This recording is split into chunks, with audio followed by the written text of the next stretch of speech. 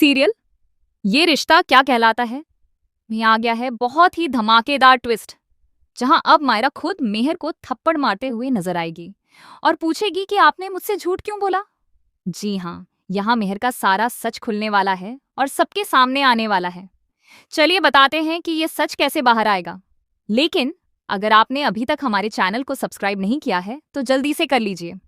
आने वाले ट्विस्ट में आप देखेंगे कि मेहर जब दादीसा का आशीर्वाद लेने जाती है तो दादीसा उसे आशीर्वाद तो देती है, लेकिन यह भी कहती है कि भगवान तुम्हें सद्बुद्धि दे और सहन करने की शक्ति दे, क्योंकि अरमान तुम्हारे लिए नहीं है और ना ही मायरा की जिंदगी में तुम्हारे लिए कोई जगह है।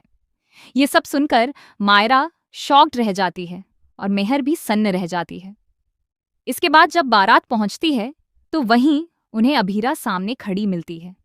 अभीरा को देखकर मेहर के होश उड़ जाते हैं, क्योंकि उसे डर होता है कि कहीं सच सामने ना आ जाए। इसी डर की वजह से वह फिर से एक बड़ी गलती करने वाली है। यहाँ अभीरा के हाथ एक और सबूत लग जाता है, लेकिन जैसे ही वह सबके सामने जाने वाली होती है, मेहर उस पर कमरे के अंदर हमला कर देती है, जिससे अभीरा गिरकर बेहोश हो जाती है। अभीरा की इस हालत को देखकर मायरा बहुत घबरा जाती है। इससे पहले अभीरा और मायरा की बातचीत भी होती है, जहां अभीरा पूछती है कि तुम्हें मेमोरीज वाला गिफ्ट कैसा लगा।